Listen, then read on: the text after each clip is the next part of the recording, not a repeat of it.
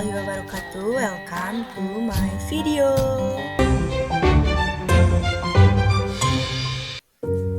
Halo teman-teman, kenalin nama aku Yayang Siti Nurlia. Aku merupakan mahasiswi pendidikan masyarakat. Hari ini aku mau ngebahas tentang situasi sosial. Situasi sosial adalah suatu kondisi tertentu di mana berlangsung hubungan antar individu yang satu dengan individu yang lain. Tujuan situasi sosial yaitu untuk membentuk kesadaran dan kepedulian sosial serta membentuk bangsa yang tangguh, kompetitif, bermoral, berakhlak mulia, dan berjiwa patriotik. Situasi sosial dibagi menjadi dua, yaitu yang pertama situasi kebersamaan dan situasi kelompok. Situasi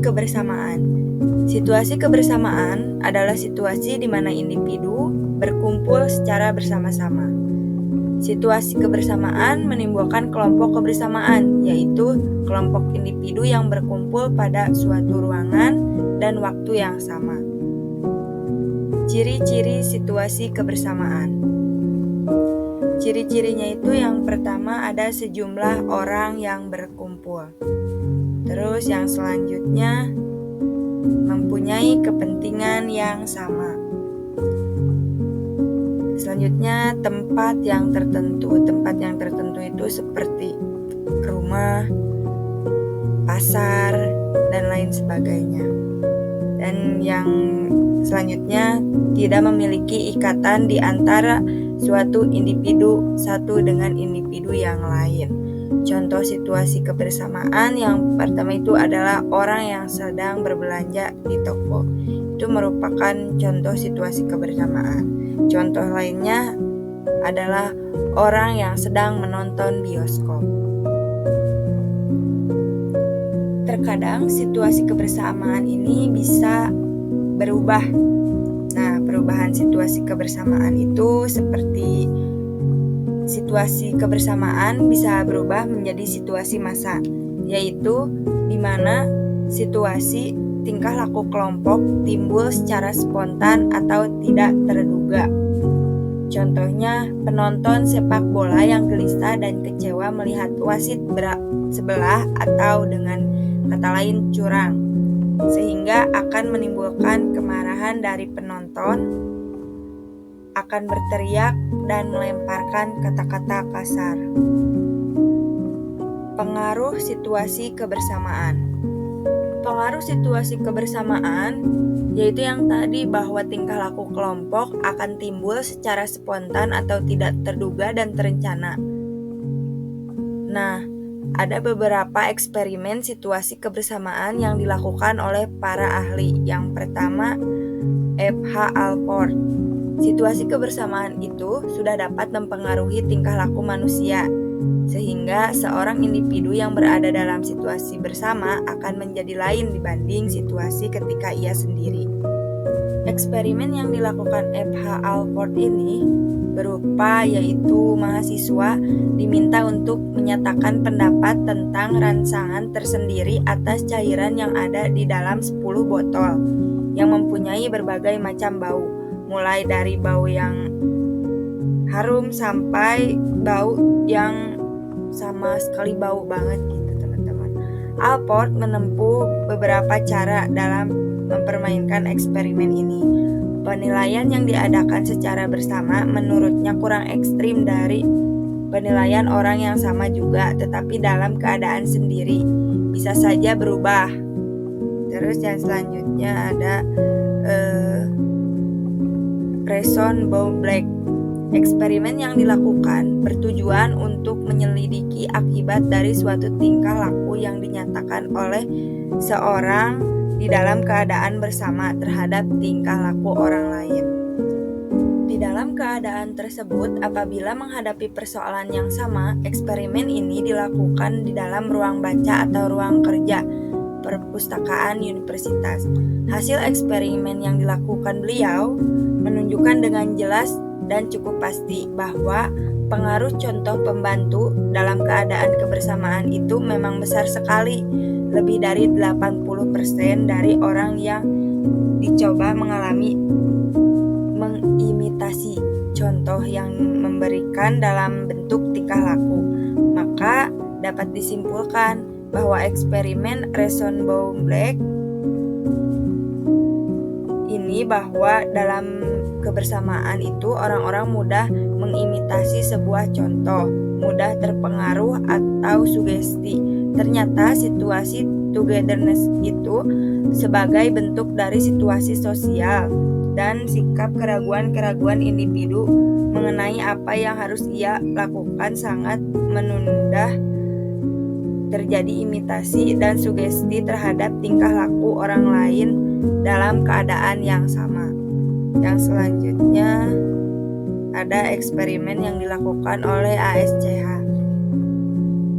Dalam eksperimen ini akan menyatakan peranan sugesti dalam situasi sosial pada umumnya dan situasi kebersamaan pada khususnya. Hasil dari eksperimen yang dilakukan oleh ASCH terjadi pemberian sugesti yang salah terhadap peserta minoritas itu ditertawakan, sedangkan apabila sugesti tersebut diberikan oleh mayoritas itu malah diikuti. Dari eksperimen ASCH ternyata bahwa pengaruh sugesti terhadap penilaian individu dalam keadaan kebersamaan itu besar apabila individu ragu-ragu dalam penilaiannya. Sugesti tidak berpengaruh apabila individu dengan jelas mengetahui apa yang harus ia lakukan. Pengaruh sugesti dalam eksperimen ini akan diperkecil apabila dalam suatu hal tersebut terdapat pula sugesti minoritas yang berlawanan dengan sugesti minoritas dalam keadaan yang sama. Terus yang selanjutnya ada situasi kelompok sosial. Situasi kelompok sosial dapat didefinisikan sebagai suatu situasi ketika terdapat dua individu atau lebih mengadakan interaksi sosial yang mendalam satu sama lain. Situasi kelompok sosial ini akan melahirkan terbentuknya kelompok sosial. Artinya, suatu kesatuan sosial yang terdiri dari dua individu yang telah mengadakan interaksi sosial yang cukup insentif dan teratur, sehingga di antara individu sudah terdapat pembagian tugas, struktur, dan norma-norma tertentu. Kelompok sosial mempunyai dua macam, yaitu ada kelompok primer dan kelompok sekunder. Yang pertama itu tadi kelompok primer. Kelompok primer adalah suatu kelompok yang anggotanya mempunyai hubungan interaksi yang lebih insentif atau lebih erat dengan anggotanya. Contohnya seperti keluarga, kawan sepermainan, dan lain sebagainya. Terus yang kedua ada kelompok sekunder. Kelompok sekunder adalah suatu kelompok yang anggotanya saling mengadakan hubungan yang tidak langsung atau berjauhan, atau dengan kata lain tidak face to face, dan kurang bersifat kekeluargaan. Contohnya seperti partai politik.